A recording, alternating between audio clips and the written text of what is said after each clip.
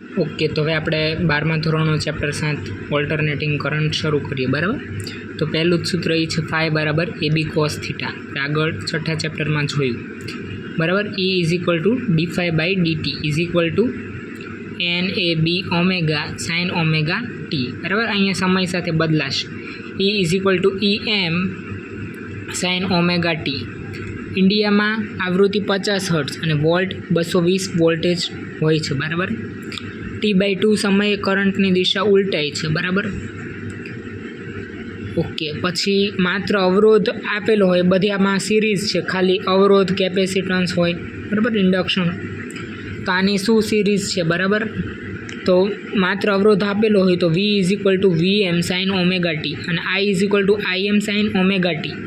બરાબર. તો અહીંયા I નેટ બરાબર 0, V નેટ બરાબર 0 એક ચક્ર દરમિયાન, કળા તફાવત બરાબર 0 અને સરેરાશ પાવર બરાબર તો 1/2 IM whole square into R અને IM અને IRMS એનું મૂલ્ય એનો સંબંધ આ છે. IRMS બરાબર IM √2. બરાબર.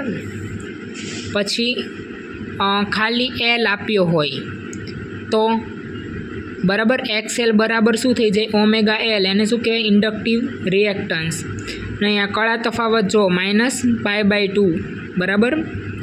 તો કળાની દ્રષ્ટિએ π/2 પાછળ અને સમયની દ્રષ્ટિએ T/2 પાછળ મળશે. બરાબર. અને પાવર આનો કુલ 0 થાય છે. કે પછી માત્ર કેપેસિટર હોય તો જો આ π/2 જેટલો આગળ છે. બરાબર. અને આમાં XC બરાબર R આ બધું રેઝિસ્ટન્સ જેવું જ તે લાગે. XC બરાબર શું? 1/ωc અને પાવર તો 0 જ છે. આ બેયમાં પાવર ટોટલ 0 છે. બરાબર. ઓકે, પછી મેન આવ્યો RLC શ્રેણી પરિપથ. બરાબર. જેમાં ત્રણેય છે, RL અને C ત્રણેય છે. બરાબર.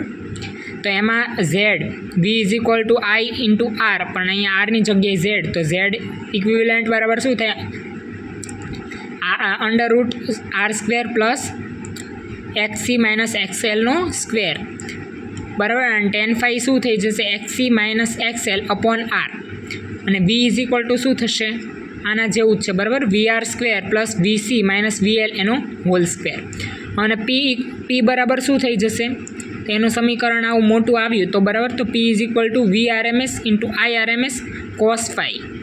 P is equal two VI cos phi. P is equal two I² Z cos phi. બરાબર. હા, અને વોટલેસ કરંટ એના માટે શું કરશો? I sin થીટા ગોતશો. બરાબર. કે પછી XL અને XC એનું AC અને DC પરિપથમાં જોડ્યા હોય તો એનું શું થાય છે એ આપ્યું છે. બરાબર. ઓકે, પછી અહીંયા V જુઓ. બરાબર. V માટે જુઓ ઓમેગા. બરાબર. I માટે જુઓ. બરાબર. અને પછી પાવર માટે જુઓ. ઓકે, 2 ઓમેગા છે. બરાબર. પછી આ પ્રણોદિત દોલનો સાથે આપણે સરખાવ્યું. બરાબર. તો બીની જગ્યાએ આપણને R મળે છે. કે તો એ જ છે. પછી અહીંયા બધી રાશિની સરખામણી કરી છે. બરાબર. L તો પછી M ઇનર્શિયા દર્શાવે છે. એ રીતના બધી રાશિની સરખામણી કરી છે. કે ટ્રાન્સફોર્મર પ્રાથમિકને ગૌણ. બરાબર.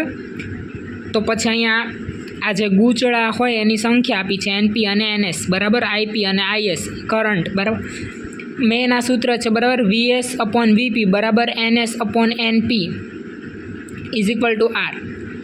અને R ગ્રેટર ધેન 1 હોય તો સ્ટેપ અપ ટ્રાન્સફોર્મર કહેવાય, લેસર ધેન 1 હોય તો સ્ટેપ ડાઉન ટ્રાન્સફોર્મર કહેવાય.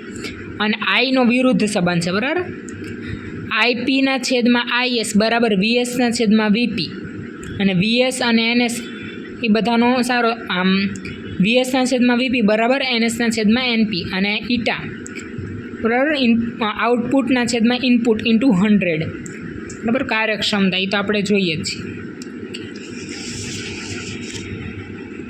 પછી આ બધા સમીકરણ લખ્યા છે. બરાબર. Qનું સમીકરણ છે, Iનું સમીકરણ છે, એના ઉકેલ લાવ્યા. બરાબર. પછી આ I is equal two I0 E minus T એના છેદમાં ટાઉ. અને ક્યુ ઇઝ ઇક્વલ ટુ એમાંય તે એ રીતનું જ છે Q0e માઇનસ ટી એના છેદમાં ટાઉ. બરાબર. તો આ આપણને એ દર્શાવે છે કે આ જે કરંટ છે ઘટવાનો છે, પણ એ કેવી રીતના ઘટશે? ટી સમયે. બરાબર. તો એ આવી રીતના એક્સપોનેન્શિયલી ઘટશે. બરાબર. અને આ સૂત્ર આપણે અહીંયા જોઈશું કે જો ટાઉ બરાબર L/R લઈએ, ટાઉ બરાબર L/R લેવાનું. બરાબર. જો L આપ્યો હોય તો, અને C આપ્યો હોય તો ટાઉ બરાબર RC લેવાનું. તો જો ટી બરાબર આ સમય હોય અને ટી બરાબર મતલબ આ સમય હોય અને અહીંયા ટી બરાબર આ સમય હોય તો આઈનું મૂલ્ય 0.63 I0, ક્યુનું મૂલ્ય 0.63 Q0 જેટલું થાય છે. અને અહીંયા એના ગ્રાફ પણ આપ્યા છે. બરાબર. એટલે આ બધી જગ્યાએ જોઈએ છે. આ દોલનોમાં આવી ગયું, આ કંપનો આ દોલનોમાં આવી ગયું, પછી આગળ ન્યુક્લિયસમાં આવશે. બરાબર. સરેરાશ જીવનકાળ ને એવું બધું આવશે. ઓકે. પછી અહીંયા જો આને ઓમેગા બરાબર √LC. બરાબર. આ દોલનોવાળા સમીકરણ સાથે સરખાવીએ તો ઓમેગા 0 બરાબર 1/√LC મળે છે. કે પછી પહેલાં UE વધારે છે, પછી UB ધીમે ધીમે વધશે. બરાબર. પછી UB મેક્સ થશે, પછી UB ઘટશે અને પછી UE મેક્સ થશે. બરાબર. E અને B વચ્ચેનો સંબંધિત છે. બરાબર. આવડશે ને આ બધું? પહેલાં મેક્સ છે, પછી ઘટશે, પછી UB મેક્સ થશે. મતલબ કુલ ઉર્જા તો અચળ રહેશે. બરાબર. ઇલેક્ટ્રિક અને ચુંબકીય ઉર્જાનું આપણને આ દર્શાવે છે. બરાબર. ઓકે. અહીંયા સૂત્ર બધા આપ્યા છે, એ યાદ રાખવાના થશે. બરાબર. Okay, thank you.